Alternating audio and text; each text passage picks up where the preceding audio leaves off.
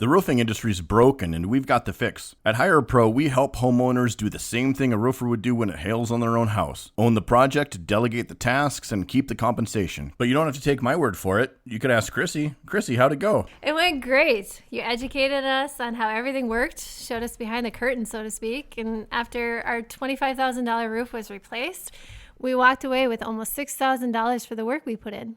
And what work was that? We got the permit and we picked the color. Hire a Pro handled everything else. You did a great job, and I'm not even being paid to say that. If anyone's listening and has a storm damage claim, call them. Don't hire a roofer, hire a pro. That's awesome. I appreciate the kind words, and I think you just made up our new motto. All right, Joe, you're up. So if insurance has approved your roof replacement, give these guys a call at 651-402-3400 or visit them online at hirea.pro. That's hire, and then put the dot there, pro. Hey, Garage Logic fans, Mishke here, slipping in ever so briefly to mention that I have a podcast that comes out every Wednesday and every Friday, twice a week now. The show is pretty much about everything you care about and are interested in and need in your life and want to know more about. I tailored the darn thing specifically to your liking. I tailored it to your loves, to your true passions. That took a long time. I'm spent. You know what I'm saying? Absolutely wasted. Josh Arnold, investment consultant, brings your Garage Logic podcast number 1631, October 2nd, 2025. 89 degrees was the record high on this day on two occasions, 1953 and 2023.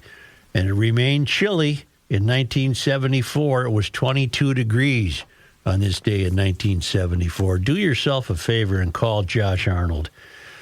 Call him at 952-925-5608 for a free 48-minute consultation. Hail the flashlight king. Hail you! And now, from the mayor's office above the boathouse on the east shore of Spoon Lake, it's Garage Logic with Chris Reavers manning Technology Corner, Kenny Olson from the Krabby Coffee Shop, John Heidt in the newsroom, and of course, the rookie. Here is your flashlight king, fireworks commissioner, and the keeper of common sense, your mayor, Joe Souchere. Paul Ward writes, "You are a moron. You get more like Joe Biden every day. You might have passed him on the dementia scale. The guy was getting a fake death certificate to prove his wife was dead, you idiot. Your reading comprehension is awful." It was right in the story. Good luck, exclamation point. I said that yesterday, but you guys just kept talking. I said it was for his wife. The immigration fraud, and he had a death certificate, and I was puzzled. And so I'm a moron. Happy birthday to you. Happy birthday to you. Happy birthday, dear Alan. Happy birthday to you. I got news for you. You're going to have to start assembling those for the Donald. Uh-oh. What I missed today? Because the cheese is slipping off the cracker. Really? Oh, yeah. I went and listened to the first 18 minutes of the speech to the generals. He's all over the map. What kind of cheese? I told you yesterday he was talking about steps. Oh, yeah. How you take the steps. Now, what was the other thing he was talking about? Well, you were talking about that out of context. Well, not really. There was context. Not really. There was context. What was the context? He was talking about Biden falling down. Right, and so his answer to that is to go as slowly as possible. What's wrong with that? Nothing. He's not falling. That's fine, Kenny. I'm okay with that, Kenny. Have you seen you walk? Yeah, you walked into this glass door about half a dozen times. I resent the fact that people challenge the way I walk. I walk every day. Well, it looks like you got fine. It looks like you got a full diaper. Jesus. I walk just fine. Is this how the show's going to go? Quickly Let's not do this today. Quickly turned into an attack on Joe, didn't it? Yeah, and I'm getting attacked now on and off the air for looking like Orange Man, so I'm not. I'm just... You got a haircut, though. Hey, Joe and the guys. Please don't use my name. Oh, thank God I didn't. But I was listening to the podcast yesterday, October 1st, and Reavers brought up voter fraud. This last election, me and my wife Is that correct English? Me and my wife? Me and my wife. Yeah. Why not? Because you're more Well, the it second should be piece. my wife and I because I went to vote, not me went to vote. That's a good point. You know what? I'm being ridiculous. No. I don't really care what Words matter. Anyway, I'm not going to say his name. The last election, me and my wife went to vote where we usually vote on the Saturday before Election Day. After we voted, my wife asked the gal if there was a way she could see if we had voted in 2020. She looked it up and told us that it says we did. And we found that to be very interesting because we hadn't voted that year. Ah, interesting. We went to the same place on the Saturday before the election day in 2020, and it wasn't open. So we didn't vote that year. I was an over-the-road trucker at the time, the reason we vote on the Saturday before. We did pass the info on to the appropriate people, and they said they are looking into it. It's kind of funny how the feds want Minnesota's voting data, and the Dems are fighting against it. Thanks, and I love the show. I won't say his name. God, I'm sure that's purely coincidental. Well, what he didn't include, and I would find interesting, is why did they ask that, I wonder? They were curious because they're GLers. Because there should be suspicion with all of this nonsense. And presumably in 2020, his voting place might have been closed because of COVID, right? Would have been the fall of 2020. We were in the thick of Yeah, we were. screaming at neighbors and wearing masks and standing 10 feet apart. It was such a critical time that we had to have, carloads of ballots being dropped off at mail-in locations. That's how much crisis it was. We haven't talked about the feds wanting the voter information on the show, have we, Joe? I'm wondering. We haven't. How do you feel about that? I don't think they'll get it, so it's not a big deal. I can relate to that story, by the way.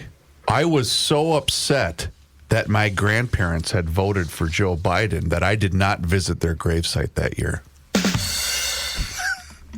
Okay, swing and a miss. Now, That's just a terrible thing to tell people. That's just a terrible, terrible thing. According to what I'm reading, election officials at polling places do not have access to info about whether you voted in previous elections. Huh. Well, thanks, John. You can take it up with the unnamed emailer. They looked at him falling downstairs every day. Every day the guy's falling downstairs. He said, "It's not our president. We can't have it." I'm very careful, when I walk downstairs like I'm on stairs, like these stairs. I walk very slowly. Nobody has to set a record. That's right. Just try not to fall, because it doesn't work out well. A few of our presidents have fallen, and it became a part of their legacy. We don't want that. You walk nice and easy. You don't have to set any record. Be cool. Just be cool, Joe. Be cool when you walk down, but don't bop down the stairs. So one thing with Obama, I had zero respect for him as a president, but he would bop down those stairs. I've never said, da-da-da-da-da-da, bop, bop, bop. He'd go down the stairs, wouldn't hold on. I said, it's great. I don't want to do it. I guess I could do it. But eventually, bad things are going to happen. Yep. And it only takes once. Yep. But he did a lousy job as president. I don't understand why you criticize him for that. He's being very relatable. It's like you're sitting in a cafe with him. It's great. He's putting everybody at ease. You know what he does, Ken? He gives you the Such compliment. He's letting you in, is what he's doing. He's letting you in. I'm really happy about the way you walked down the stairs. You're an absolute S president, but you walked down the stairs. You can really do stairs. That's funny, man. That's hilarious. Boom, boom, bop, bop, bop, bop. Oh, you guys. You're funny. Well, we got a little problem in Des Moines. Oh, boy, I'm glad you're bringing this up. Oh, boy. Just a bit of a problem. The super of Iowa's largest school district was detained last week by the immigration folks. He falsely claimed a doctoral degree when applying for the job 2 years ago, apparently, and was hired anyway, even after the school board learned about the misrepresentation. Why do you think that might be? Ian Roberts, who immigration authorities say was living and working in the U.S. illegally, and who resigned this week as the Des Moines super, claimed in his 2023 application that he received a doctorate in urban educational leadership from Morgan State University in 2007. The Associated Press obtained the records through a public records request. Although Roberts was enrolled in that doctoral program from 2002 to 2007, the school's public relations office confirmed in an email that he did not receive that degree. It declined to say which degree requirements he had not met. The Des Moines School Board learned before hiring Roberts that he had not received the degree, but it still chose him to lead the district, which serves about 30,000 students. As part of the background check process that was done at the time, it indicated that he began but did not complete a degree at Morgan State. District spokesman Phil Roeder told the Associated Press. The background check was conducted by a third party, is not a public record, Roeder said. On Wednesday evening, that would have been, was that last night? Yes. The board released a statement saying, well, let's see, what's the date of this? It's today. On Wednesday evening, the board released a statement saying Roberts provided a resume to a consulting company in which he indicated he had earned a doctorate from Morgan State. But the search firm later flagged that he had not. A revised resume showing Roberts did not receive the doctorate from Morgan State was provided to the board. So they had the board. I mean, they had the document. But they hired him. And now they're saying the Des Moines School Board is a victim of deception by Dr. Roberts. Why are they calling him doctor? He doesn't have the PhD. Are you sure? That's what they say. Okay. He's challenging an order to deport him to his native Guyana. He is in jail in Sioux City. When asked to comment on Roberts' false application claim, his attorney, Alfredo Parrish, said he was looking into the matter. Oh, well, that's nice. We're one day closer. Right. In his application materials, Roberts wrote that he had a doctorate in educational leadership from Trident American University. I've never heard of that one. What is that? I don't know. I got to look that up. Hell, Morgan State's hard enough. Roeder said the board's background check confirmed that Roberts did receive that degree from it's an online school. Oh. I was just about to go there. Chandler, Arizona. Oh, but it's called Trident University International. See, school officials declined to comment. One day, one night, Saturday is all right. Trident University. The false claim on Roberts' resume might not have been legally disqualifying, but it may have raised concerns about his integrity. Really? Educational administration experts said. That's a pretty big discrepancy, said Sadika Jubo, managing partner of the School Liability Expert Group, a New Jersey firm that provides expert witnesses. God. I think red flags would go up for the district if they're making misrepresentations on their CV. It is this person of moral character? Oh, why bother with that? There's no moral character left in the country. They're going to be in charge of the district, money, funds, people's lives. Is this somebody we want to hire? Well, they hired him. So, should I continue? Well, Trident He ran in the Olympics for Guyana. He was an Olympic Why are you pronouncing it that way? Is it Ghana? No, this is Guyana. This is a different. This is a different Anna. Gotcha.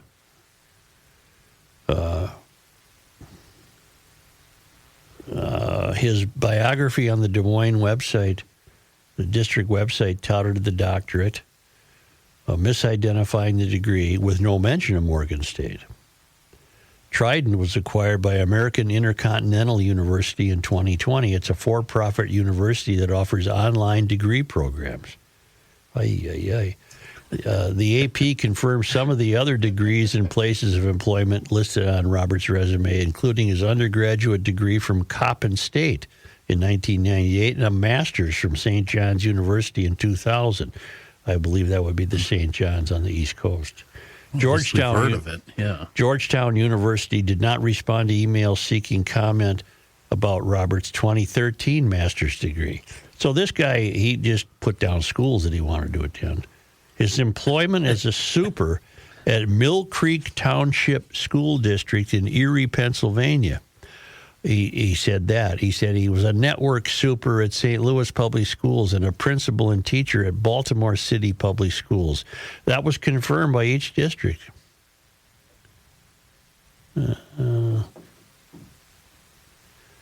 After he got the Des Moines job, but before his term began, Roberts was at the center of a costly personnel settlement involving his treatment of a key subordinate longtime colleague.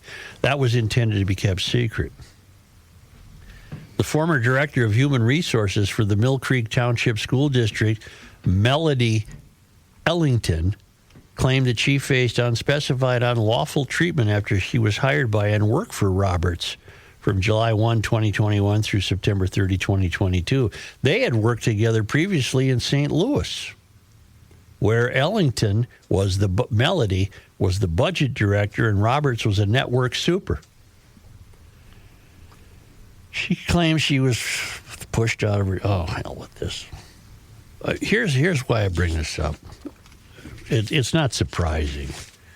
But in the super club, they got such a good deal. The super club is it's such an enviable club to be in because you don't really do anything.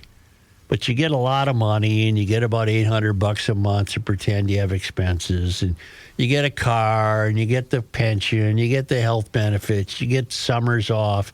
It's a hell of a club to be in. They weren't more protective of their club than this. You're going to let this fraudster in and ruin your reputation for the super club? How could this be? How could you hire this fraud? How would if supers around the country knew this, they would have flown to Des Moines and say, "Harumph! This guy is not suitable to join our club." That's an interesting angle. I don't want to be a member of any club that would have him. Instead of taking it out on him, you're taking it out. I'm taking it out on the other supers. Yeah. You blew it, you supers. Don't they all eventually turn into politicians anyway? No, hell, they all retired at 50 and live in Florida.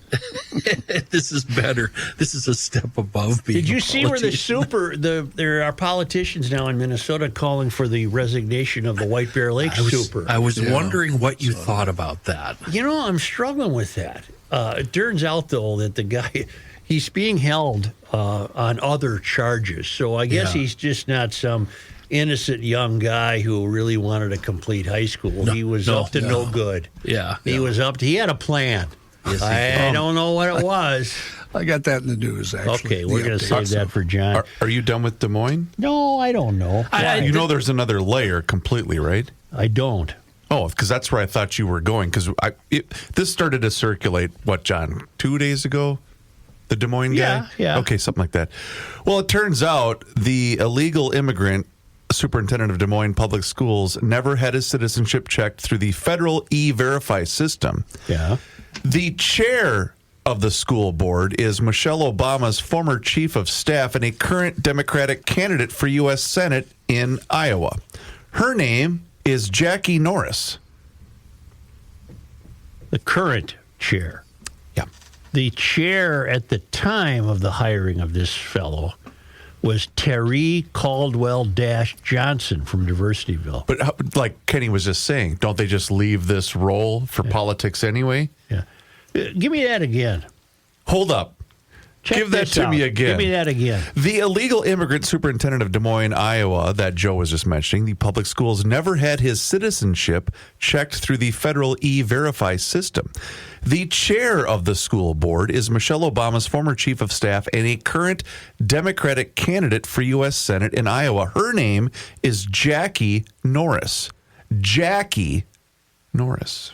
And she was Obama's chief of staff. Boy, it's a great club to be a part of, isn't it? Chief of staff? Yes, sir.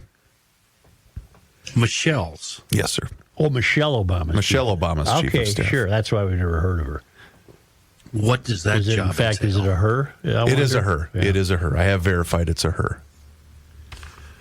It's a great club to be a part of. You just pay those taxes.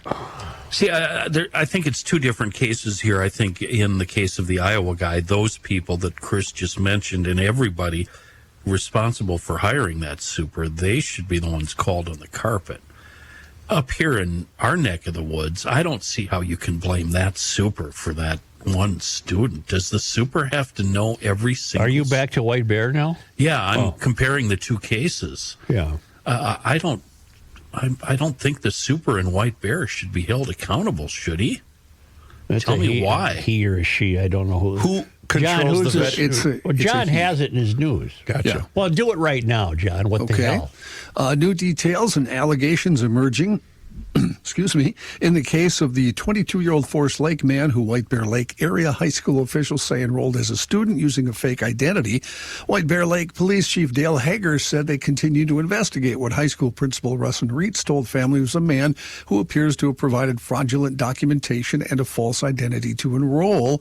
Investigators are pursuing possible criminal violations related to fraud, forgery, and unlawful conduct involving interaction with minors.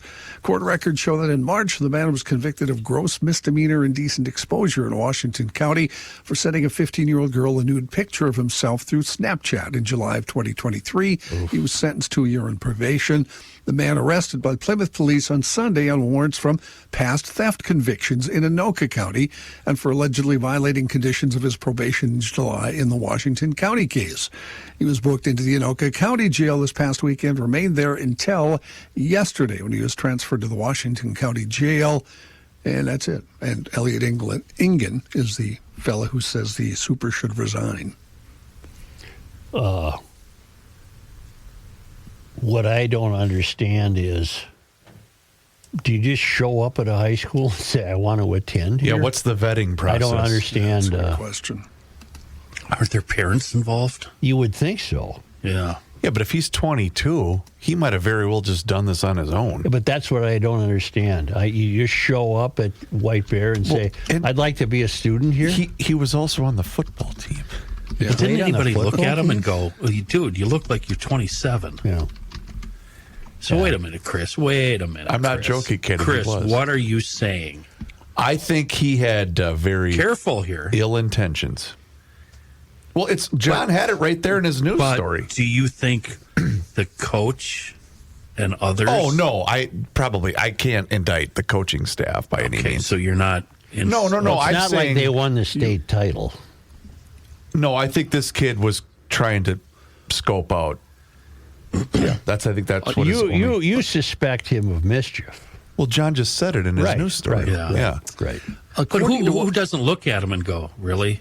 You look 26. I mean, it's like that 70s show where a bunch of 28-year-olds were playing teenagers. Come on, give me a break. According to what I'm reading, you need to provide a birth certificate when you apply to, or not apply, but when you go to high school. So he must have either had a fake one or I don't know. Or they didn't bother to even ask him for one. Yeah. Or Tim Bloom at EcoFund. Talk to me. Well, he's taking advantage of these incredible, beautiful fall days we're having.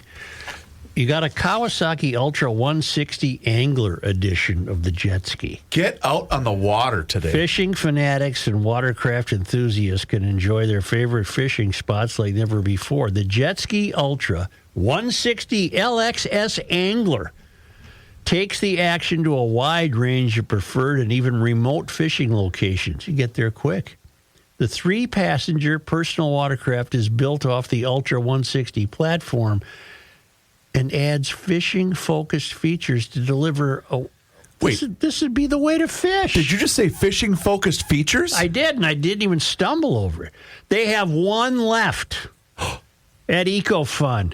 That would be in Forest Lake on Highway 97, just west of 35. You're driving up 35 now. Get in there and get the one left on sale for $2,500 off MSRP, plus a free Triton aluminum trailer worth $2,000 that goes with it. That thing does look cool. Well, look at that. It is cool looking. Oh, that is really cool. That's got a fish box? What do you call those things? A fish box? Is Fish that box. what you just said? Live well. Live well. Got the live well on the back. Where do I get the fish box? Oh, it's got rod holders. That thing is neat, and there's only one. Now, they do have a couple of 2025 jet skis and wave runners in stock that also come with the free Triton trailer. As long as you're there, check out the electric bikes, electric bike capital of the world. This is fun. I had no idea there was a fishing version of the Yamaha jet ski. And they do have jet skis and wave runners left. There's a couple left. Eco Fun Motorsports in Forest Lake / Columbus. It's on Highway 97, immediately west of 35, and down in Burnsville on the service road of life near County Road 42. And a great website, ecofunmotorsports.com.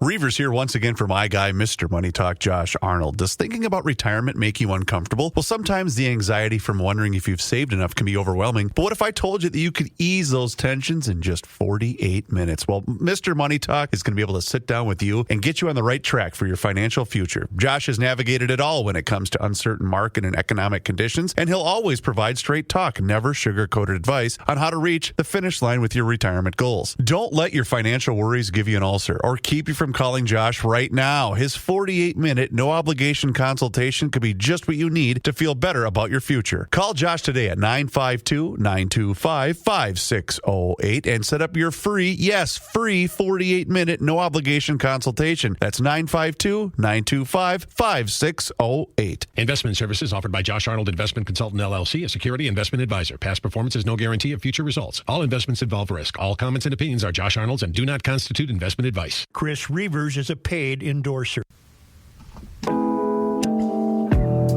Here's a man who spends hours in hardware stores, sifting through the nuts and bolts of life.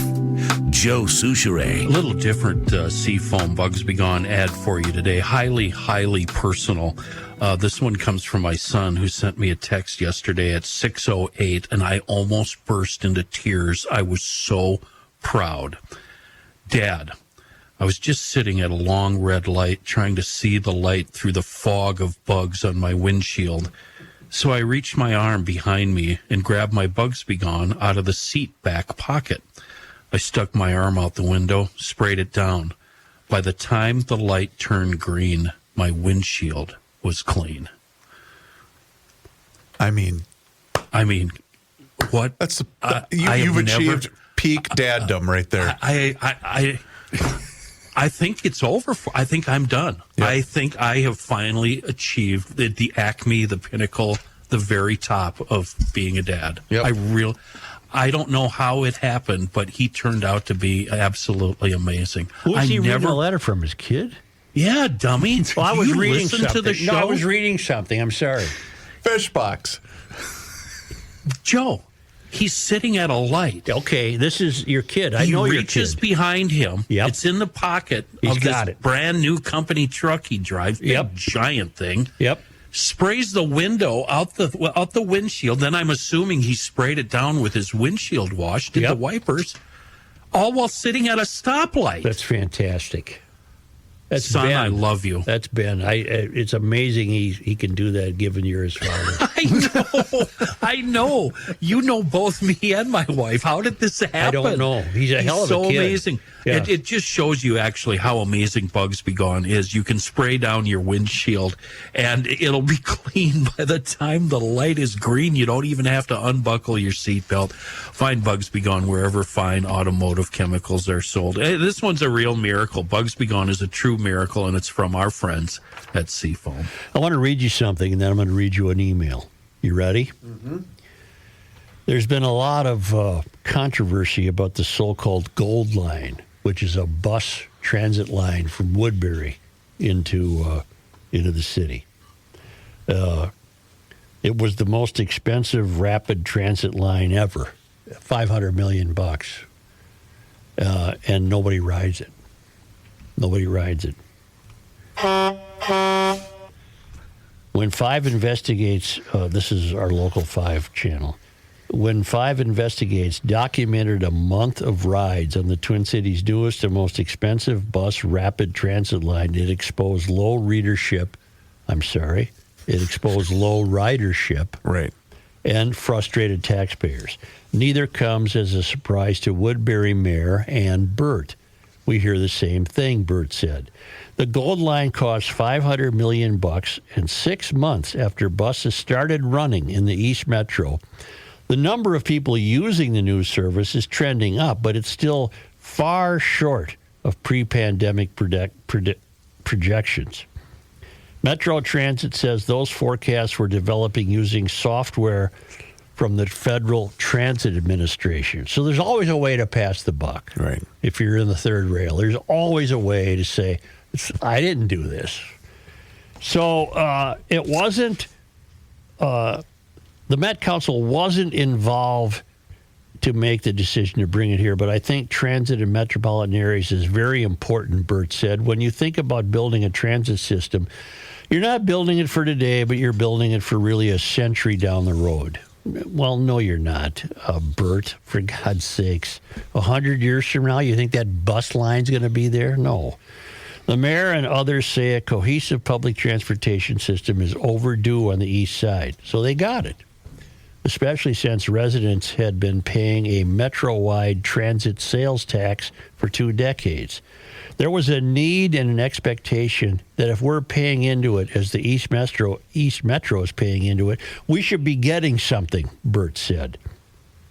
So they got it. But nobody rides it. And it costs $500 million. Now I'll read you a letter. Hello, Joe, and hail the Flashlight King. Hail you. Please withhold my name. I can understand that. In 1996, I moved to Minneapolis from Texas, and I was happy to do so. The downtown area was clean, well-lit, and full of entertainment. There were festivals, an amazing Christmas parade, shopping, restaurants, and lots of friendly people to interact with. I'm an avid hunter and fisherman, and my visits to the northern part of the state were never disappointing. I'd never have believed that 20 years later, my wife and I would both be scouring the internet for new jobs, eager to move out of the state. It didn't take long for both of us to find jobs, and it only took 1 month for us to sell the Minnesota house and to set up shop in our new house in Colorado. It was like a breath of fresh air. Financially, we were earning similar salaries to what we received in Minnesota, but due to state, local property tax reduction and cost of living adjustments, we immediately realized an effective raise of 19%. Our financial analyst, still in Minnesota, said that we could seriously consider retirement 6 years earlier than we had previously planned in Minnesota. Politically, Colorado is left of center, but people seem a bit more willing to listen to both sides of an argument. The longer we stay here, the more frustrated we feel that we wasted our time staying in Minnesota as long as we did. Now, in 2025, post-COVID and Floyd and the rise of taxes and socialism, I can't even imagine what the downtown area of Minneapolis or St. Paul has become. We still have a lot of friends in Minnesota, and when we ask them why they stay, the answer is almost always the same. Family, they say. They have sons, daughters, elderly parents, etc., and they are reluctant to leave them. I get it, but the internet has made the world a much smaller place. The Twin Cities is close to a very accessible international airport, and fares aren't terrible. I can go round trip to Denver to MSP for less than $300 if I plan well. What happened in Minnesota is nothing less than tragic. It's a head shaker. Every morning I listen to your podcast, I shake my head and I want to shout to the voters, pay attention. My fear is that one morning most citizens of Minnesota will wake up to a nightmare they did not see coming. They certainly will not have read about it in the paper. Now I'm linking that to the Gold Line, the $500 million spent. Where was the Where was the caution? Where was the prudence? Where was the wisdom? Where was the fiduciary responsibility to the taxpayer? Where was any good, common, logical sense that bus line is not needed? You could almost say that for all of these transit lines. And so you add up all of these follies, and you can understand why this fellow wrote the email he did. Now, I think it's silly to think that, oh, well, just move because you can go Zoom with your family or fly back and forth. That ain't going to work in certain situations.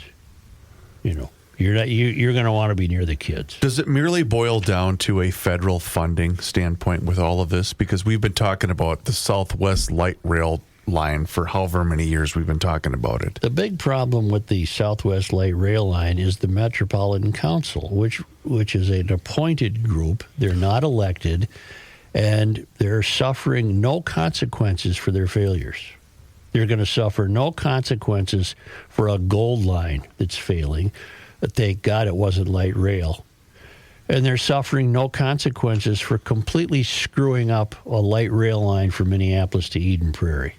And there's no consequences. Just like Governor Cockwomble has no consequences for the people who work for him and have caused devastation. Joe, he's fighting against Trump. That's true. He's running against And Trump. don't forget, they have their fingers in everything, not just the light rail line. Yeah. I don't want to deter you too bad, but can I share a quick Met Transit anecdote? Is it off the topic? A little bit, but I didn't want to. That's why I asked. Okay, I'll risk it. So yesterday we started the traffic cameras in Minneapolis. Yes. Yeah. That are going to start. Well, you get Speed cameras. You get Kenny's been looking them up in their neighborhood. You get a warning on the first time, right, Ken? And the second time you get like a 20, whatever it is. I believe we're starting with 5, if I remembered right. So Bill Keller from Fox 9 was doing a stand-up story about 25-mile-an-hour speed zone on, I believe it was Nicollet Avenue, which they deemed it was a very high-risk area for traffic and pedestrian incidents. And as he's saying that, a Metro Transit bus went screaming by at about 46 miles an hour in the same zone. And I'm thinking, boy, is that not just a microcosm of everything that's going on in the city right now? It was buses hilarious. can get away with anything, but buses have the right to ride on the sidewalk if they want to. Oh, so they won't or so it seems. Oh, okay. Nobody's going to pull over a bus. The buses, I just thought, so when you were mentioning there's no accountability. I just thought that was very, very funny. No matter where you look, there's no accountability. Yeah. It's a tremendous, I read a great, here, let me read it to you. Let me read it to you. And the more I see this letter, the more I think maybe we did talk about it at the time. Let me find it. It's right here. Here it is. Let me call it up. It was called Goodbye, Minnesota. Come on. Here we go. By a guy named Howard Root. It was written, and the Star Tribune ran this on May 23rd, 2023. Okay. And maybe, John, you'll recall this. It seems to me that we might have read this at the time. Oh, no. Oh, no. They're not going to let me read it. No. No, I am a subscriber. You gotta sign in. I don't know what my email is to do that. What's your password? John, look up Howard, Minneapolis Star Tribune, Howard Root. Root? Yeah, and he wrote a really, really sensical piece about why he left. He could have easily afford to live anywhere he wants. Called Goodbye, Minnesota. Yes. May 23rd, 2023. Would you like to read it? Would someone like to read it? I would prefer John read it. He's much better at that. All right. I'm still looking. Well, hell, I'll read it. I just Googled Howard Root, Star Tribune. Star Tribune. Okay, I'll read it. Let me just call it up here. My damn phone won't let me. I just want the record to show that I volunteered not to read it. Joe, it's a long piece. You're not going to read this whole thing. I got it. Go ahead, John. I was born in Minneapolis, graduated from the University of Minnesota, and have lived in the Twin Cities essentially my entire life. So when I sold my business and took early retirement in 2017, planning to get away from the Minnesota winters, I always thought I'd remain a resident of the state I love that had provided me so much. This year, though, I'm moving my residency to Florida. This isn't LeBron James taking his talents to South Beach, but when I hear DFL Rep. Andy Smith claim it's a myth that people are fleeing Minnesota, I think an explanation for my reasoning is relevant. Those reasons start but don't end with taxes. Even in the face of a massive $17 billion surplus, the Minnesota legislature just raised my sales tax and gas tax, created a new deliveries tax, and even flirted with raising my income tax. Minnesota already has the sixth highest income tax rate in the country at 9.85%. Contrast that with Florida, which has no state income tax. Even so, I could remain comfortable paying around 10% of my net income to Minnesota if I was confident the money would be wisely spent and the rate relatively constant. But the current trifecta of DFL control in St. Paul boasts that taxes are a wonderful tool to fund their new massive growth in state spending on programs like free college tuition, which won't be free to me. Governor Tim Walz has proposed an additional 4% surcharge on capital gains over $1 million. And even more ominously, Minnesota legislators are studying a new wealth tax on unrealized annual appreciation of assets owned by the wealthy. When DFL Senator Ann Rest says her party seems to have an insatiable appetite to raise taxes, I believe her. DFL Rep. Aisha Gomez claims she is just asking the higher income people to, quote, contribute a little more than the public good.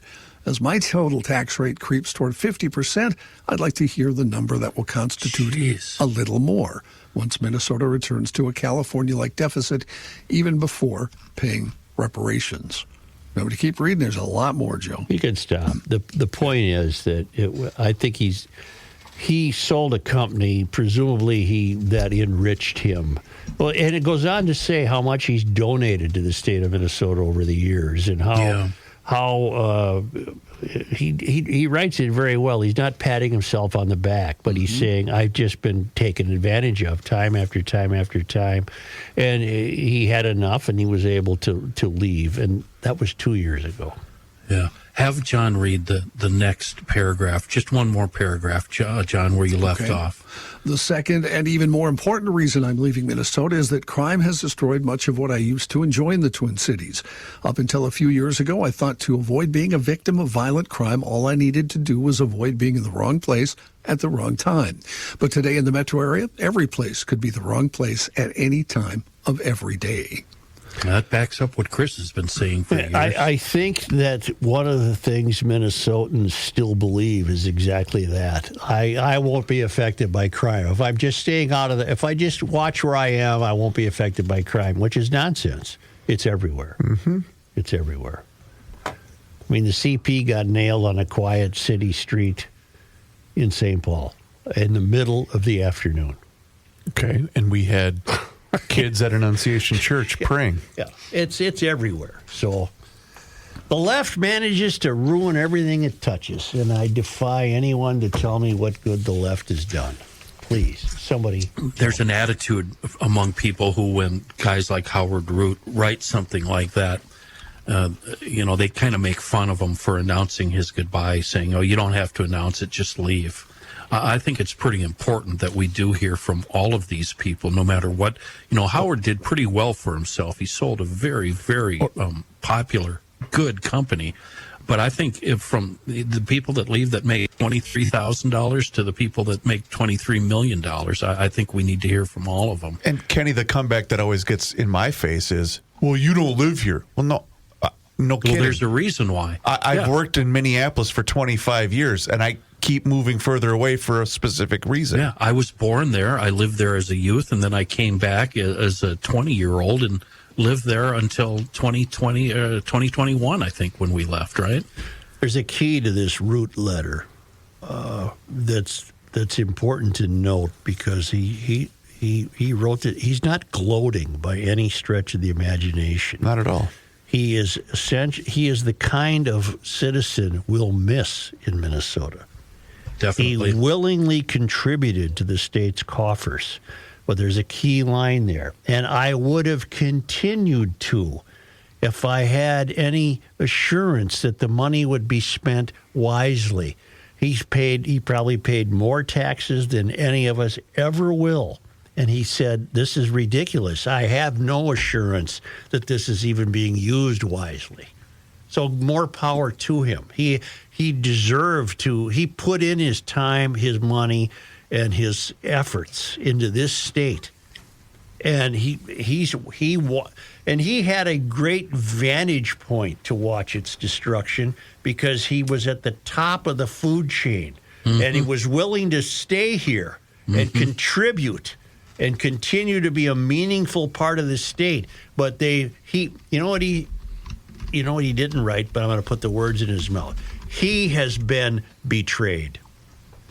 Yeah. He has been betrayed. We've all been betrayed by the people running this state.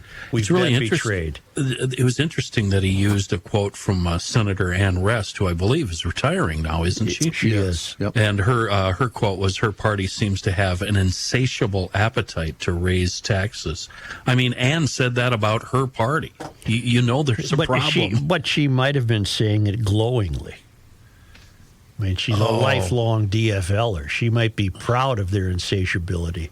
I don't know that. I could easily interpret it that way. I did not know this Root fellow. I did not know him personally.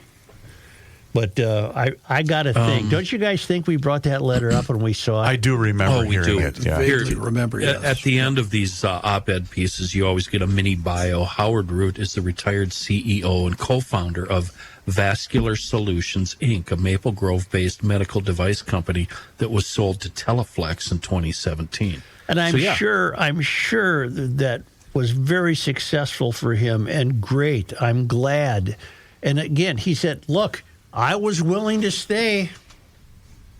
He's been betrayed. And they're going to betray you if you make $12,000 a year. They don't give a bleep. Nope. His last paragraph, John, do you still have it up? I could grab it, sure. His last paragraph is really good.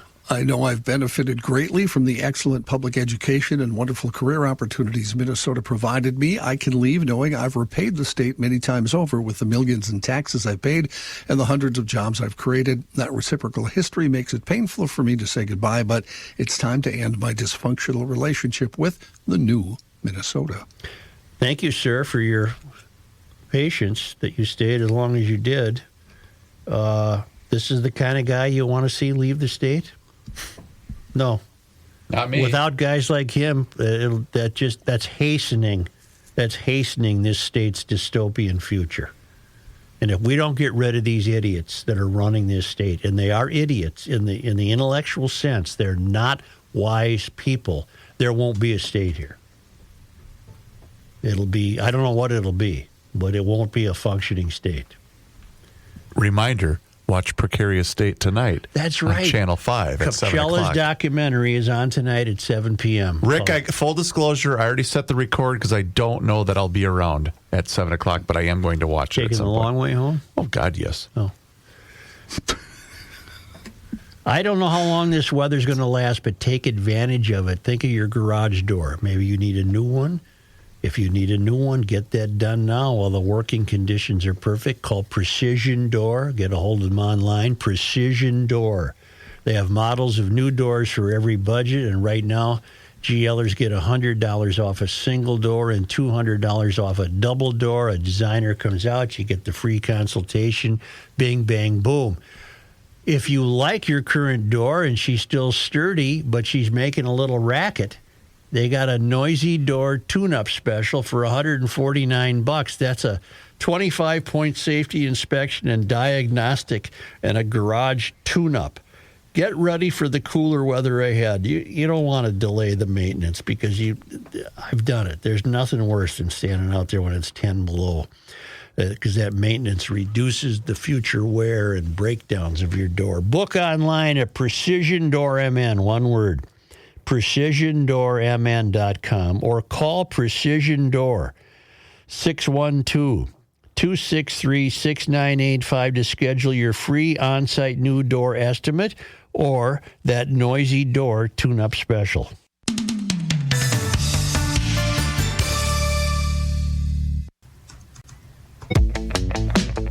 Earth is not your mother.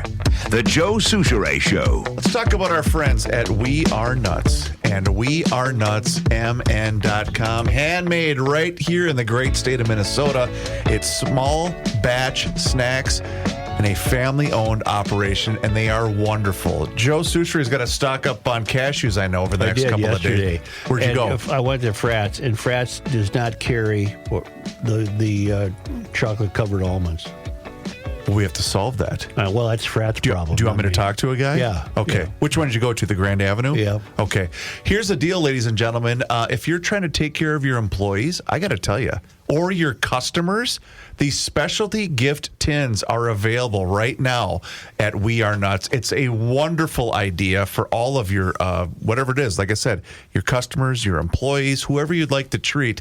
The classic gift tins are fantastic. I think I might just get a bunch of those for myself, the extra large whole cashew gift tins. I'm going to treat myself this holiday season, Joe. Look at the covered almonds. Aren't they cool? And they also personalize these things, too, by the way. So you can say, hey, thanks for the business this holiday season, so-and-so, whatever. I would have eaten half of them driving home. They didn't have any. That's a you problem, it sounds like. Yeah. Anyway, check them out online today. It's WeAreNutsMN.com. And please do me a favor and mention that you heard about them right here on the Garage Logic podcast. Here is John Heidt in his Garage Logic newsroom. Thank you, Joe. This news brought to you by North American Banking Company. Lawmakers in Minnesota awarded nearly $20 million to nonprofit organizations around the state since 2024 that do not appear to be registered with the state Attorney General's office. All of this comes as our friends downstairs, 5 Investigates, looks into this. Most nonprofits that solicit donations in Minnesota, like having a donate button on their website, are required to have an active registration with the Attorney General's office so the public can see their financial health. But the review done by 5 Investigates found that at least 24 organizations that have received or are set to receive millions of dollars in taxpayer money were not registered. Representative Lisa Damath, the Republican Speaker of the House, said it doesn't sound like the state's doing a very good job checking, and that's something that will need to change. About half of the unregistered organizations that got public dollars described the issue as paperwork or an accounting error and took steps to fix it after Channel 5 reached out. 7 organizations never responded to at least 3 emails asking about their registration status. Apparently, there is no law that requires lawmakers or state agencies to first verify that an organization getting public funds is complying with the law on nonprofits. Davis said, we want to make sure that those that are getting taxpayer dollars are actually in good standing with our state government before they get a dollar. If you'd like to get more info on this, 5 Investigates on Channel 5 will have the complete story on their 6 p.m. Eyewitness News tonight. So, who's the lead reporter there? Does it say in that? It does not say in this, and I didn't look to see who had written the original story. Joe, I think we should have either that reporter or Lisa or even our buddy Mary on. Ryan Raish. I don't know, Ryan. May I ask a 2-part question? When I was reading that story this morning, you didn't answer. Just hurry up. When I was reading that story this morning, I thought of 2 things. Number one, at what point will this cause Walls and Ellis to say, you know what, this is on our, which won't happen. I know the answer to that. Never. But number 2, at what point is the financial amount going to get to a point where we say, these people need to be brought in for investigation and this is ridiculous. Are you just awakening to this? No, but I'm saying, Joe, we are on the precipice of absolute financial ruin in this state. And the average moron doesn't care. All right. Joe Thompson. Speaking, that's who we need. Joe Thompson. Of fraud kind of things. Prosecutors are asking a judge to detain a man charged in the Feeding Our Future scheme, claiming he engaged in witness tampering as he awaits trial later this month. Court documents say that Abdulwahab Ahmed Mohammed pressured a witness not to testify against him, called them, quote, a snitch, and accused the witness of betraying him. Mohammed met with the witness at least 2 times, according to court records. That witness was also charged in the Feeding Our Future scheme and previously took a plea deal. In 2022, Mohammed was charged with wire fraud, money laundering, and conspiracy in the scheme that defrauded the federal child nutrition program, which was designed to provide provide free meals to children in need. All 7 of Mohammed's co-defendants have pleaded guilty. His trial is scheduled to begin in 2 weeks. Mohammed, you're just a thief. We're the ones betrayed, not you. State Senator Omar Fateh's mayoral campaign will have to pay a $500 fine because they've continued to distribute campaign materials advertising him as a DFL-endorsed candidate after the party revoked his endorsement. Fateh won the mayoral endorsement at the Minneapolis DFL convention July 19th, but the party announced on August 21st that it had clawed it back after a review found irregularities in the balloting process. That didn't matter, apparently. Fateh campaign volunteers and surrogates continued to hand out literature bearing the DFL endorsement logo until a chief political officer of the DFL told the campaign on August 26th to make all reasonable efforts to stop using its endorsement on any campaign material. $500, Joe. I would call that the cost of doing business, and I would keep doing it. Yep. You've got to hit them a lot. 50,000 at least. Yeah, but then they would just steal that. So we. You know, and I don't know. I think I can share this because this was on the show, but we talked to somebody that was formerly in politics that may or may not have hosted the show in your absence that said he will not be surprised whatsoever when Omar Fateh becomes the next mayor of Minneapolis. If Omar Fateh becomes the mayor of Minneapolis, the city will stop functioning. He also, and do you guys remember when he said he would not be surprised at all if Republicans nominated Lindell? Have you seen these follow-up stories in the Star Tribune? That's a sure way to lose if you nominate Lindell. That's what Pat said. It for Walz. That's what Pat said, Yep. And now these stories in the newspaper are saying, you know, there actually are parts of the party that will like just make it easier for Cockwomble to run against Trump. Mm-hmm. I am. What are we doing? Those stories, wouldn't it be the natural approach for the Star Tribune to mock Lindell and talk about how he doesn't have a chance in hell? I wish they would. Instead, they're taking the opposite approach, and it really has me wondering. Well, they probably want him to run. Yeah, that's the conspiracy. Well, they're a you know how I love for, conspiracy theory. Well, you got Walz's own guy was installed as publisher, this Grove fellow. Those stories do point out the ridiculousness of Michael. I know, but do I have? I wonder if I have the headline still up. I bet I don't. The headline to me was like, "Wow, really? That's kind of nice." That's like hoping Jared Trump runs for governor. A report of 50 sticks of suspected dynamite found in a Medina garage yesterday prompted a hazmat incident. The Medina Police Department and West Suburban Fire Department were notified at about 11:35 in the morning in the 4600 block of Mohawk Drive about a container that was found while cleaning up an old garage. It looked like there were 50 sticks of what appeared to be dynamite, according to police. The immediate area was evacuated until the bomb squad could respond due to the unknown condition. The Minneapolis bomb squad arrived and removed all the items. Authorities say the scene was cleared quickly and there was no danger to the public. A gun full of dynamite? What are we going to do? What are we going to do? How fun would that? I would hire out as a stump removal expert. That would be so fun. Here's the headline from today's paper. Lindell's possible run for governor met with excitement, unease. Well, am I reading too much into that? I'm unease. Yeah, I'm on the unease side. Yeah. The Minnesota Department of Health says it's confirmed 10 cases of measles since Monday, bringing the state's total cases to 18 in 2025. All of the infected people had a recent history of travel. None were vaccinated against the disease, according to MDH. 7 cases were within families who had traveled within the country and were linked to 3 cases reported last week, while the other 3 new cases were tied to international travel. The U.S. has seen a surge of infections this year, and the 1,544 cases confirmed by the Centers for Disease Control and Prevention is the highest mark since 1992, when 2,100 cases were reported. The disease had been declared eliminated from the U.S. in the year 2000. According to CDC data, more than half of all U.S. cases were reported in Texas. A massive outbreak centered in West Texas resulted in 3 deaths, the nation's first since 2015. Why don't we take a quick break here, come back with some national and international news.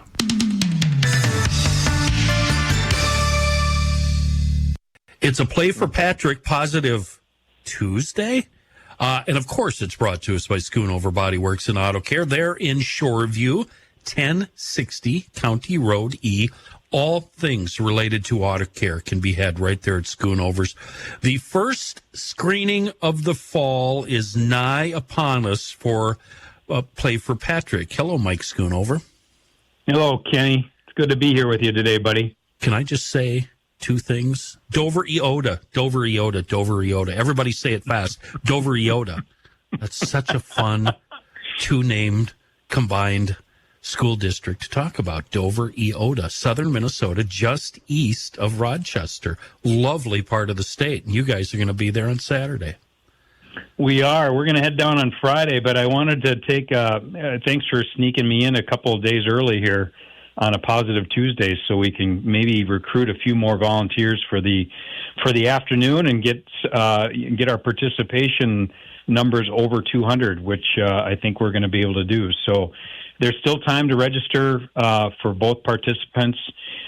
Kenny, we have lowered the age. We in the past, we've always screened some 13-year-olds, but we only, we kind of advertise 14-year-olds. So we've made a executive decision, and we are going to be able to screen 13-year-olds. So our docs are cool with it. It's going to work out. Everything's going to be good. So for you families out there that were waiting for your child to turn 14, if they're 13, let's get them screened this weekend down in Dover Iota. Are we still going as high as age 24? Yes, sir, we are. Now, I don't know if you want me to promote this as such, but to me, that's a fantastic cheat. You're 21 years old. You've moved out of your parents' house, 3 years ago? You're on your own. Doctors are expensive. Health insurance is expected. This is something young folks should be concerned about. If you're in the area, go to Dover Iota and get a screening, or get one of the screenings up here closer to the Twin Cities if you're under 24. This could save your life, young man, young lady. Anyway, I had to get that in, Mike. Thanks, Kenny. No, that's a good point. And remember, we as humans, we physically change a lot in 1 year, 5 years, 10 years. So, some of these, are we going on 10 years, 11 years now of having these screens? Already. Wow. So some of these people that we screened 10 years ago who were 14 years old are now at that 24-year-old mark, and a lot has changed in their bodies. That, they maybe they're lifting weights more often or exercising more often, or maybe not as much as they were. So it's a freebie. Take advantage of it. It's absolutely free of charge. And, if you were to have this done in clinic or in the hospital or whatever, it would be thousands and thousands of dollars. So we're going to do it all for free. And speaking of that, and once you've had a heart episode and lived through one, it's thousands of dollars every year when you go back to your cardiologist. So get this taken care of as a young person. The screening time's on Saturday. It runs 9 a.m. to 3:30. There's two different shifts for the volunteers, 8 a.m. to noon and noon to 4 p.m. If you would like to be a participant or a volunteer, go to playforpatrick.org and get hooked up with the Schoonovers and get yourself down there on Saturday. I know I want to say it again, Mike, Dover Iota. It's at 615 South Avenue Southeast in Iota, Minnesota, east of Rochester. Have I left anything out?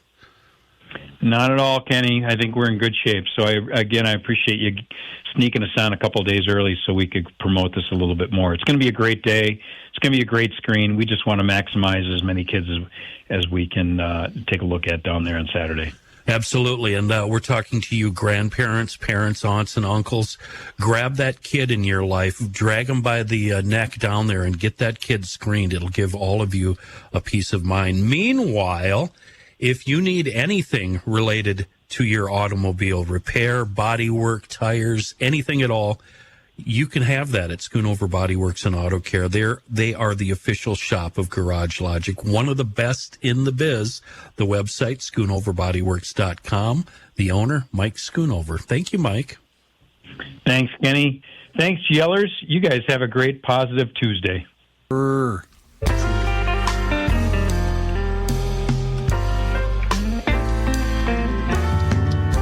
You cannot stop him. He'll just make a move. Joe Souchere. Hang on to what money you've got left and do that. I don't have any left. All you got? The 6-pack of Bud Light. North American Banking Company can help you hang on to that 6-pack of Bud Light and whatever you got left in that checking account, because you're going to need all that. First off, check out their website, nabankco.com, to learn more. Here's the deal, ladies and gentlemen. If you're tired of being a number to your big national bank, then I cannot recommend my friends at North American Banking Company highly enough. You see, when they first opened back in 1998, they made a promise to deliver a better banking experience for their customers, where you know your banker and they know you, and they want to invest in the communities around you and your family and your business that make the Twin Cities a great place to live. So, like I said, check them out online today. It's nabankco.com to learn more. Once again, it's banking done differently. North American Banking Company, member FDIC, is an equal housing lender. Johnny? Thanks, Chris. An assailant drove a car into people outside a synagogue Thursday in northern England and then began stabbing them, killing 2 and seriously wounding 3 in a terrorist attack on the holiest day of the Jewish year. Officers shot and killed the suspect, according to Greater Manchester Police, although it took authorities some time to confirm that he was dead because of concerns he had explosives on him. The Metropolitan Police in London, who lead counter-terror policing operations, declared it a terrorist attack. Assistant Commissioner Lawrence Taylor said 2 other suspects were arrested, although he provided no further info on the arrests. The attack took place as people gathered at an Orthodox synagogue in suburban neighborhood of Manchester on Yom Kippur, the Day of Atonement and the most solemn day in the Jewish calendar. You know, Yom Kippur means Day of Atonement. So what you see one of your Jewish brothers and sisters today, you don't say, "Hey, happy Yom Kippur." That would not be the right salutation. Mm-hmm. So the right salutation, as I was reading about this today, Jewish adults observing the holiday typically will fast for around 24 hours, starting at sundown the night before. However, Jewish teaching explains that anyone, you can eat. The Jewish calendar, Yom Kippur officially ends fall this year. Well, where is it? Where do you say it? Oh, here it is. Yom Kippur is a somber holiday, so you shouldn't tell someone, "Hey, happy Yom Kippur." See, that wouldn't work. Instead, you should tell someone, "Have an easy fast." Some may have recently taken to instead wishing people have a meaningful fast. This recognizes that the fasting on Yom Kippur is not necessarily supposed to be an easy task. Another traditional greeting is Gamar Chatima Tova, pronounced Gamar Chatima Tova. Well, I got it right, which basically means, may you be inscribed in the book of life for good. In Jewish tradition, it is believed one's fate is decided on Rosh Hashanah and sealed on Yom Kippur. President Trump this morning said Democrats have given him what he called an unprecedented opportunity to slash federal agencies, signaling plans to go against political opponents during the 2-day-old government shutdown.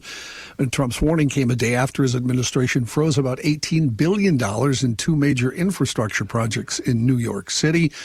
Funding halts were first announced by Russell Vought, the director of the White House's Office of Management and Budget. Trump said he will soon meet with Vought to determine which of the many Democratic agencies, most of which are a political scam, it's a quote from the president, that he recommends to be cut. The 2 men will also weigh whether or not those cuts will be temporary or permanent, Trump wrote on Truth Social. If Vaught's name sounds familiar, he was the key author of Project 2025, the blueprint for massively reforming the U.S. government. You remember the president repeatedly disavowing Project 2025 while running for president, saying he and his campaign had nothing to do with it. And Trump and the congressional leaders are not expected to meet again soon. Congress has no action scheduled today in observance of the Jewish holy day, with senators due back tomorrow. The House is set to resume session next week. Tesla reported a surprise increase in sales in the third quarter as the electric car maker benefited from a rush by consumers to take advantage of a $7,500 credit before it expired on September 30th. The company reported Thursday that sales in the 3 months through September rose 7% compared to the same period a year ago.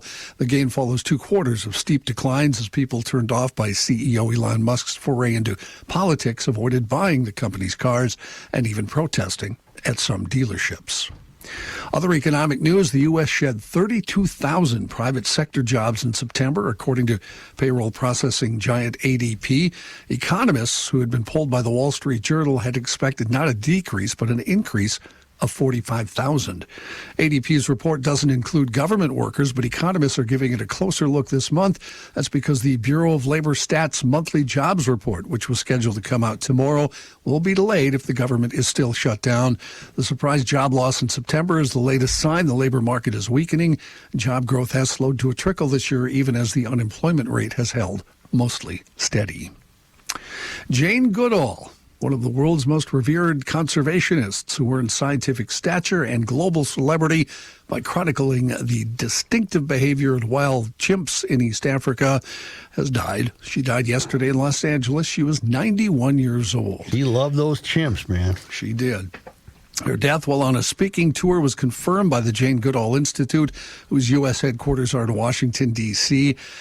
Goodall was 29 years old in the summer of 1963 when National Geographic magazine published her 7,500-word, 37-page account of the lives of primates she had observed in the Gombe Stream Chimpanzee Reserve in what is now Tanzania. The National Geographic Society had been financially supporting her field studies there. The article, with photographs by Hugo van Lauwijk, a Dutch wildlife photographer whom she later married, also described Dr. Goodall's struggles to overcome disease, predators, and frustration as she tried to get close to the chimps. In the 70s, she began to spend less time observing chimpanzees and more time seeking to protect them and their disappearing habitat. She made known her opposition to capturing wild chimpanzees for displays in zoos or for medical research, and she traveled the world drawing large audiences with a message of hope and confidence that the world would recognize the importance of preserving its natural resources. Did one of them chimps ever turn on her? Because you can't trust them. Not that I have ever read about, no. Either have I. She remained unscathed, I think. John, I'd like to congratulate you for the pronunciation of Tanzania. I'm glad you noticed that because I practiced that. Tanzania, not Tanzania. You know, there was a well-known lefty social media account that went viral because they were critical of her being a conservationalist. Oh. Thinking it was a conservative. John, do you have? I am How very stupid was that person? Yes. Anyway, yes. Anywho's. Do you have the story about Conrad? I do not, Kenny. Would you like to talk about it? I'd be happy to. Well, it'd be better if you had the story. But the stage manager at First Avenue in the main road, Conrad, who has been there almost 40 years. And if you ever went to a show in the main room, you would see him standing on your right, either behind the barrier or outside of the barrier. He passed away earlier this week from cancer. I did not know that. He was one of the most stoic, laid-back, cool guys you would ever meet. And he treated all musicians the same, whether this was your first time to walk into the building or you were a big, giant rock star. Conrad always gave you the time of day, made sure you were comfortable, made sure you had everything you need, acted as sort of a liaison between the very gruff owner and booker of First Avenue and the band, and he was just a wonderful human being. In my day, when I was going there, he had long dreads, but those eventually got cut off, and he looked more like a truck driver recently. But a wonderful, wonderful guy, and we lost him earlier this week. To back up what you said, Dylan, who has played down there, both at First Ave and downstairs, said when he first met Conrad, he didn't know who he was. Of course, Conrad introduced himself and said he sat and talked to him for 10 minutes. He said he was really, kind of irascible, but nice. When I was at Cities, we did a lot of stuff there since we were across the street at Butler Square. And what I always liked about him is I knew he was a dude. All the groups, all the bands, all just respected the crap out of him. They all loved him. He must have put in 18-hour days, because I'd be in downtown at 1 in the afternoon and see Conrad helping load in, and then you go to the show that night and he's there at 1 in the morning helping him load out. Just an amazing human being. I did not know he died. And did he have a family? I don't know. I don't know anything about him other than he was just one of the greatest. He had a woman that was listed as a partner, and then lots of nieces and nephews in the bit I saw. To back up Chris's thing, one of my things on Facebook now is basically I only have friends that are either old schoolmates or musicians. I must have seen 30 musicians, local musicians, writing about Conrad in the last 2 days. Yeah. So, well loved, definitely. There was a great picture of him with the dreads you talked about, Kenny, down to his waist. Yeah. And apparently, Joe, you'll like this, he was a very, very good golfer. Oh. And apparently, he would go, before he got it cut, he would go golf, and he'd get some sideways looks with his dreads down to his waist. Yeah, I wish I knew him. I would have had him as a guest. Please tell me they're going to give him a star. Oh, he's already had a star. Oh, he does have one. Okay. Oh, yeah. Okay, cool. Okay, very cool. A star. Got it.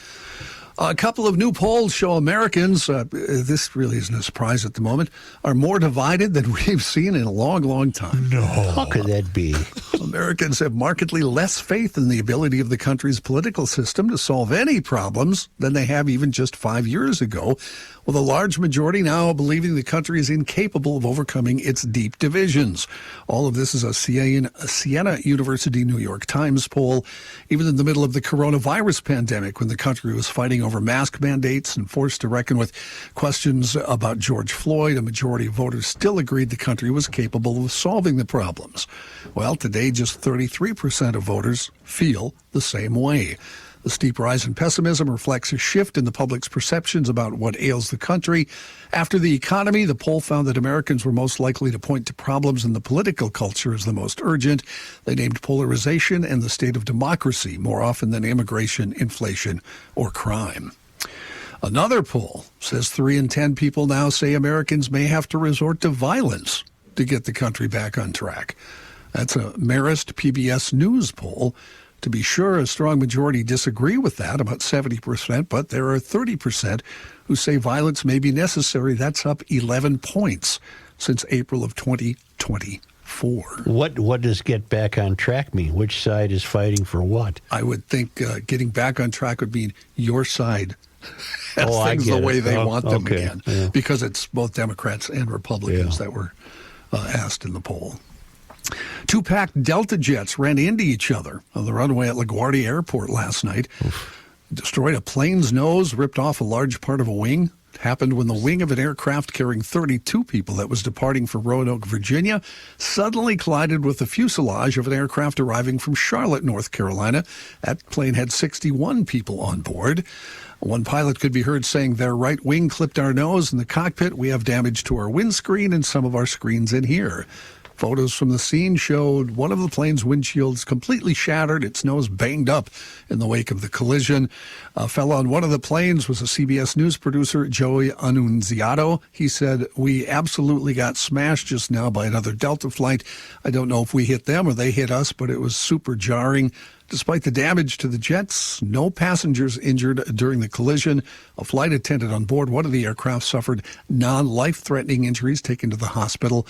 What caused the accident is not immediately clear. An investigation will ensue, according to officials. Royce was on that flight. Really? And he looked out the window and saw the wing laying on the ground. He said, "Tape it on there and let's take a chance." Who's willing to risk it? Tape it up. Whoa! Who's willing? I'm ready to go. It was a right wing that fell off. Of course it was. Right, of course. Say the Center of the American Experiment is inviting you to a great event on Friday night, October 10th at the Omni Vikings Lake Hotel in Eagan for an evening with Michael Schellenberger, author, journalist, and California truth teller. He has some advice for Minnesota. He sounds the alarm on failed policies around crime, homelessness, and environmental extremism. The Center of the American Experiment puts on a great evening. There's a reception, a powerful message that matters now more than ever. And at this place, great views. You're out there at the Vikings Lake. There's lakes. It is a very cool hotel. You can get tickets today. That's Friday night, October 10th. Get your tickets today at AmericanExperiment.org.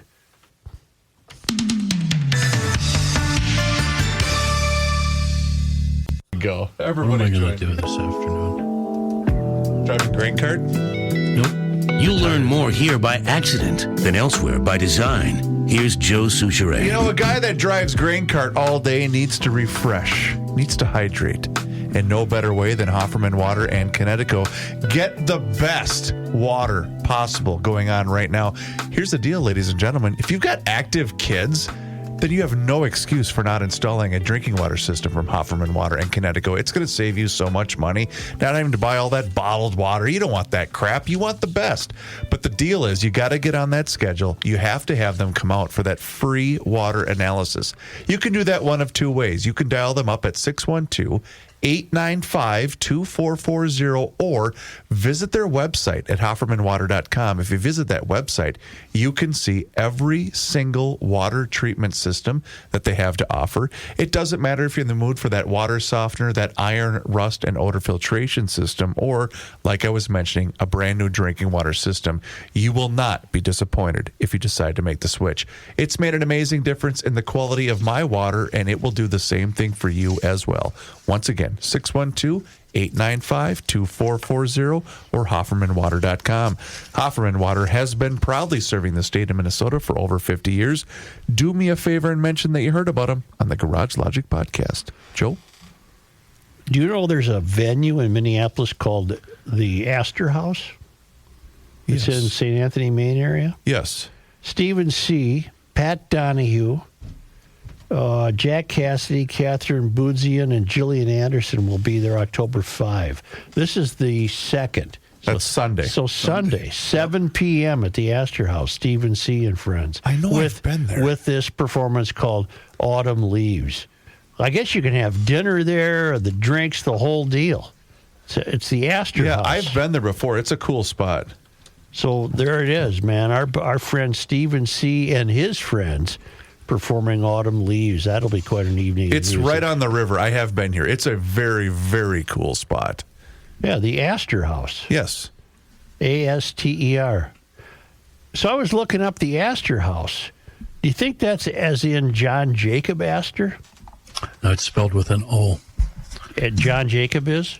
Yeah, the fur traders. Yeah, Astor. Oh. T-O-R. Because there's Astor houses in many cities. It's basically a block southeast of Nye, where Nye used to be. Yeah. Yeah. It's a cool spot. 7 o'clock, October 5. Oh, and it's supposed to be out. nice all weekend, too. That'll be cool. Well, I think so. You want to go? Go where? Eat pizza. Huh. Jeff Arundel owns the Astor House. He's a musician. No kidding. Yeah. Really? Yeah. I don't know. Oh, wow. Interesting. Well, he's bringing over the right people, isn't he? Yeah. Well, he is Jeff Arundel. Remember Makes yesterday sense. we talked about Kalaki days? It's fun to light Chris up, isn't It it? really is. Kalaki. You know why? Because you're not just hurting me. Well, put an H in there. You're hurting Grandma Cooktavi. That's who you're hurting. That's why when I don't think you pronounced Grandma's last name right. Yeah, Say that again. spell that. That didn't Wouldn't her sound right name to me. Cooktavi? Cooktavi. I think you got that wrong, Chris. Kenny, stop it. Yeah, well, how Don't about rip this? Grandma. How about this? Lee Ortloff writes and sent a picture of what's Leah? Is that female? Yeah. Leah. Her grandmother was the 1940 Kalaki Queen. Kalachki kidding. Queen. Wow. And she sent a photo. Here's how big Kalachki Days was. You ready? She's being crowned by Governor Stassen. Joe. Wow. I know how big Kalachki Days is. And this gal's grandma was the queen. We should go next summer. Yeah. I think I have a thing. 0% chance. I don't know if I can I got make it. something going on that day. It sounds good. Is that a week or a month? How long does it go on? Thank you, Leah. What a neat picture of her mom. I'd hold it up for you, but I thought don't you have said it. grandma. I mean, her grandma. Yeah. Kolachki days. She was the queen, crowned by the governor. So what Leah's saying was Grandma was a babe back in her day. Oh, I'll say. Is this a German thing or no? It's Czech. Czech. Oh, of course. Don't you know your Kalakis? In fact, Kenny, in that area, I do not. New Prague's ballpark has what they call the Czech deck, where they just get here we go bamboozled on Busch Light all day. Are these polka dancing folks? Oh God, yeah. Oh well, they're my people. They're your people. Square dancing. Kenny, you would fit right in at Kolachki days. Would it be square dancing? You'd love too? it. You'd love every second of it. Square dancing. No, we're talking two-step. 3-step. 1, 2, 3. 1, 2. I gotta look up. 1, 2. That reminds me. I got to look up the Kolachki. Forward, back. Well, can I ask you something? Sure. Has it already been held this year? Yeah, it's usually is it June or July? Did your grandma enter? Well, she's been dead for 5 years. But those things last forever. No, fresh. You know why? Slid them in there. You know what makes them great? Known. They're made with lard.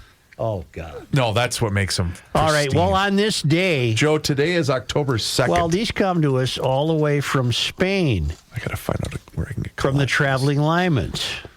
It was on this day... Joe, today is October 2nd. In 1843, the St. Croix County Board of Commissioners licensed Henry Jackson to open a tavern at St. Paul's, and also named him Justice of the Peace. Jackson Street runs from the site of his store. On this day, October 2nd, the Red Lake in, is it Pembina or Pembina? The town is Pembina in North Dakota. Now, what are the bands of Indians? All right. Yeah.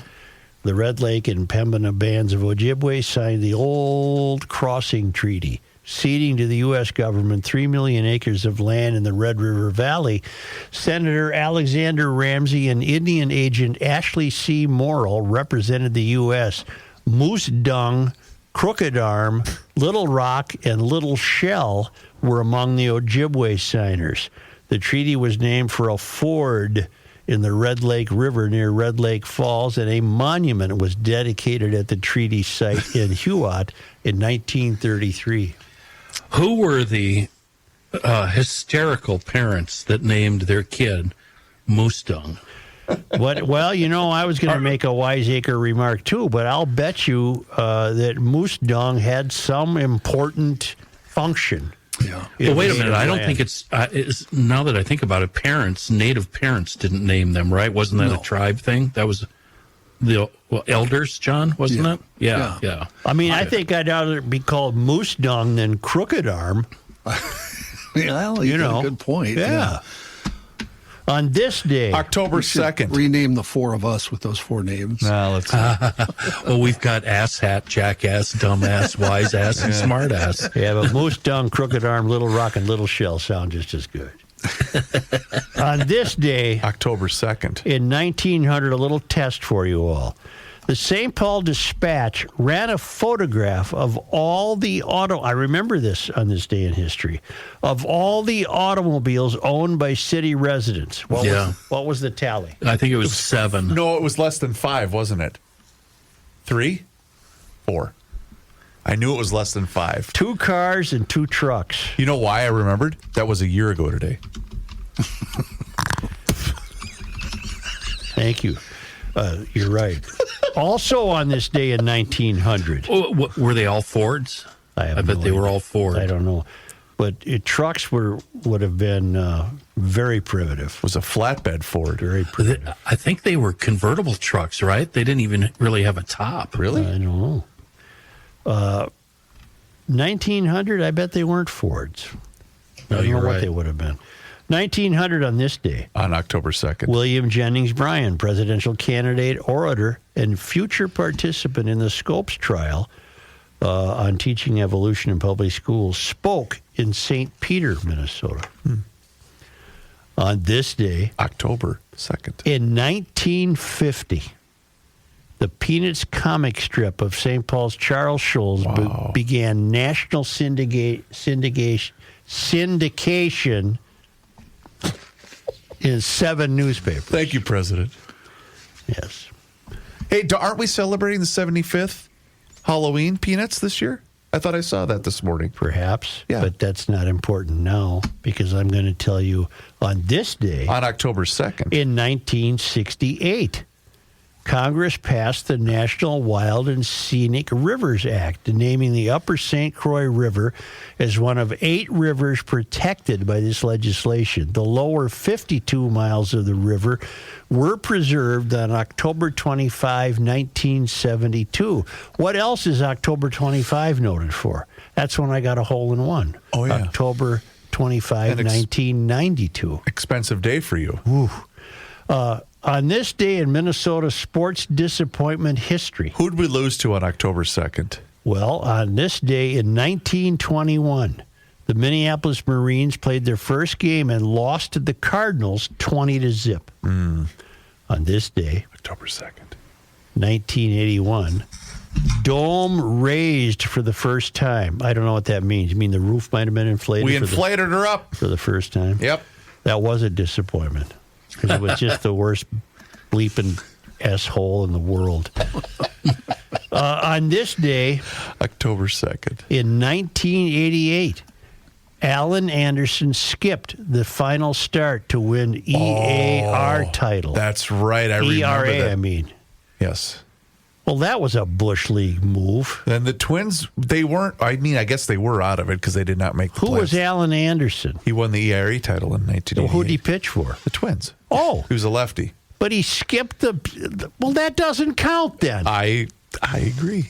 I think Royce, I remember reading something No wonder it's from a Pat. Disappointment. He ripped the hell out of him, I believe. Well, you should. Yeah. By the way, my sources are telling me, thank you, Rebecca, Frankie's Bakery in Montgomery sells the best kolaczkis, aside from Grandma Kiktavi, sells the best kolaczkis in that area. That's what my sources are telling me. So who was a McTavy? Your mom? Cook-Tavy. A McCook-Tavy? K-O-K-T-A-V-Y. Cook-Tavy. Cook-Tavy. Who was your mom? Was Mrs. Cook-Tavy? My mom was a Cook-Tavy. What was her I first think name? you're pronouncing that wrong, Chris. Well, I've been It would be saying it my whole Cook-Tavy, life. wouldn't it? Put the H in there. K-O-K-T-A-V-Y. Yeah. What's your mom's name? Teresa. Teresa Cook-Tavy. Correct. Huh. On this day, On October 2nd. in 2016. Thought you were done. Yes, sir. Oh, no, there's more. Oh, good. The Twins finished their worst season ever, 59-103, with a win over the White Sox 6-3. Worse than this season? Oh, yeah. Wow. That was a bad year. Who was the manager? Horrible year. That was Molitor's last year as manager. Right? No. Yes. No, because I'll tell you this, Spark Boy. What? October 2nd. On this date, October 2nd. 2018, manager Molitor was fired a year after taking the Twins to the wild card game and being named manager of the year. That's right. So even though the Twins finished their worst season ever in 2016, Molitor must have managed in 2017. Oh. Well, wait a minute. That wouldn't have been Gardy, would it have, Johnny? Well, Gardy would have been 2016, right? Wouldn't he? Well, Molitor managed more than 2 years. Well, look it up. I'm looking right now. I'm looking at You guys kolaczkis. are exhausting, seriously. Really, really are. Pains in the ass. And Matt's not even here today. God, none of this Where matters. is he? 2016. What was 2016? Molitor started managing in 2015. Gabe, So, you yes, should post this it's on the Molitor. Facebook tonight. Post this garbage. So he had 15, 16, and 17, and 18. And 18, correct. Yeah. And, they did much better in 17 and 18 than they did in 16. Well, yeah, that was their worst season ever. Are you done? I have one thing before we go. Yes, go ahead. I think we should, the four of us should join hands and bow our heads and just say, go Red Sox, go. Yes. Go get them, Red Sox, come on. Do not let the Yankees win. Go. They're playing tonight, huh? I think you all should kiss my No. Oh, never mind. No. We don't want the Red Sox. Yeah, we do. The Yankees. We don't want the Yankees. We want I don't the like the Yankees. Yankees. But you know what? I don't like the Red Sox either. No, see what you do, Joe, is you apply the Chris Reavers way of watching baseball. First, we have to get the Reds or the Yankees eliminated. Then we want the Red Sox to get eliminated. Then we want the Dodgers to get eliminated. Yes. It's just a process of elimination is what this is. Yes. And then we want Seattle to win the whole thing. That's That'd be fun. That's how we root for baseball. That See? would be fun. Yes. Anywho's. Wrong. Look for us on YouTube. That's right. Garage Logic is a dedicated YouTube channel where you can watch the show each and every single day starting right around noon. And you can even listen to us bicker at one another on the Garage Logic Town Council. Find out more. Sign up today at garagelogic.com.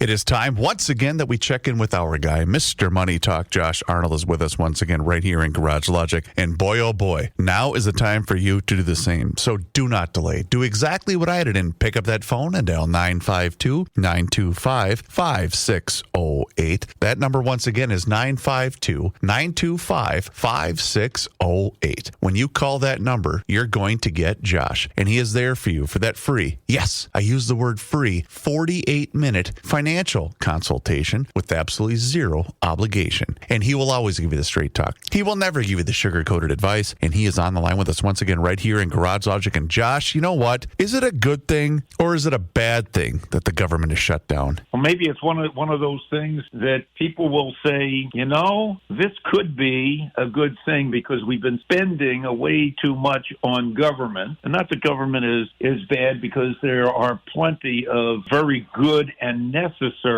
program. But maybe this government shutdown allows for reducing the size of some government that maybe is not so necessary. Just maybe. It definitely, in my estimation, is a pox on both houses, as I've discussed previously. We're still working on a continuing resolution and not an outright budget. Very, very strange that an organization, namely Congress, which is responsible for putting together a budget, can't get it together after many years to pass a budget. All we have are these continuing resolutions that continue to fund the government, but no real budget. And one party or another tries to say, well, we won't pass the continuing resolution unless you give us X, Y, and Z. In this case, after promising not to increase the size of the budget, one party decides, well, we won't pass the continuing resolution unless we are able to get more benefits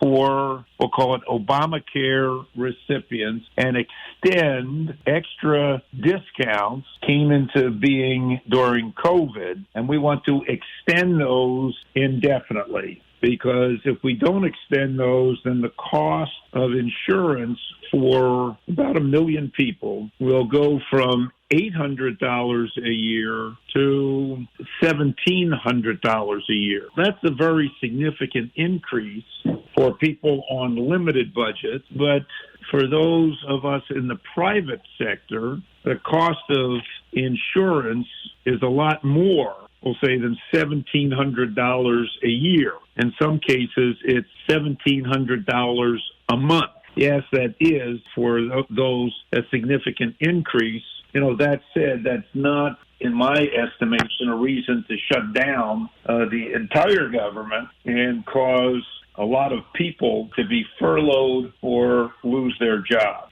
We'll see how long this lasts. In the meantime, this government shutdown means that many government statistics, including the jobs numbers, which Federal Reserve uses to ascertain or help ascertain the direction of interest rates, is not going to be released tomorrow as scheduled. So the Fed is going to have to work off of other measures prior to their meeting at the end of October. Now, the private payrolls number showed fewer jobs being created than had been expected. As a matter of fact, a loss of jobs.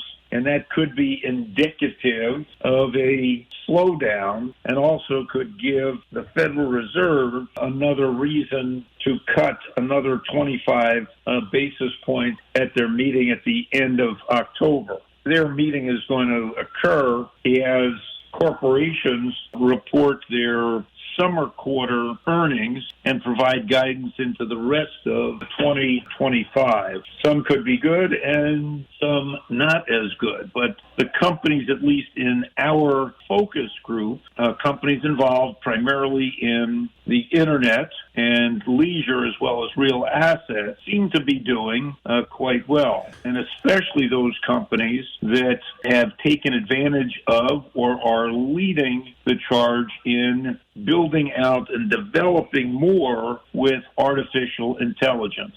And as you know, I've said that artificial intelligence really is the internet 3.0. And I am of the belief that favorite companies, Apple and Amazon, are going to end up being very big winners. In the meantime, chip manufacturer NVIDIA has been on a big tear, as has Taiwan Semiconductor, which manufactures chips not only for NVIDIA, but also Advanced Micro Devices and Apple, among others. So these companies, I do believe, are going to continue to do well. On the flip side, should the economy stall out, and there are companies in the leisure section that could see a little bit of a fallout, either from a slowing economy or, from some other reason. Now, other reason? Well, a favorite of mine, Live Nation, has taken a hit recently as the government, through the Federal Trade Commission, has gone after Live Nation on ticket sales of their Ticketmaster unit, saying that Ticketmaster is not only a monopoly, but has been making extra money on ticket resale. I'm not so sure how they're making extra money on ticket reselling, but the concert tickets prices and other popular event tickets seem to cost a lot more on the secondary market than on the primary market. But I'm not sure that that's the fault of Live Nation. Live Nation, by the way, going to be a 51% owner of the new Mystic Lake Amphitheater, a 19,000 seat amphitheater that is currently under construction right by Canterbury Racetrack. I am told that there are about 50 dates for concerts have been booked for next year. And that amphitheater looks magnificent and looks like a great place or a great venue to watch concerts and other live events. But their stock has come off a recent high. And then there's the sport betting world, which fits in that category. DraftKings and FanDuel and other related companies, namely the casinos, have seen their stocks fall off. Visits, will say, not only to Las Vegas have shrunk, but in the sports betting world, FanDuel and DraftKings have been facing competition from the predictions market, where people are betting betting on the prediction of an outcome through a company called Kelce, as well as brokerage firms like Interactive Brokers and Robinhood. Robinhood could be a very interesting play, but that stock also is expensive on both a price to sales and price to earnings basis. We'll talk about Robinhood and other companies more, but again, I would pay attention more to individual companies involved,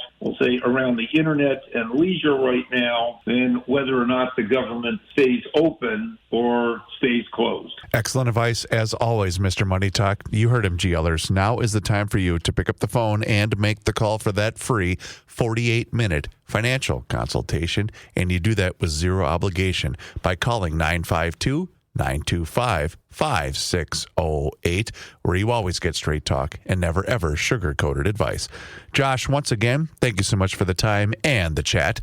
Enjoy the rest of your day, and we'll talk to you again tomorrow. Thank you. Investment services offered by Josh Arnold Investment Consultant, LLC, a security investment advisor. Past performance is no guarantee of future results. All investments involve risk. All comments and opinions are Josh Arnold's and do not constitute investment advice. Chris Reavers is a paid endorser.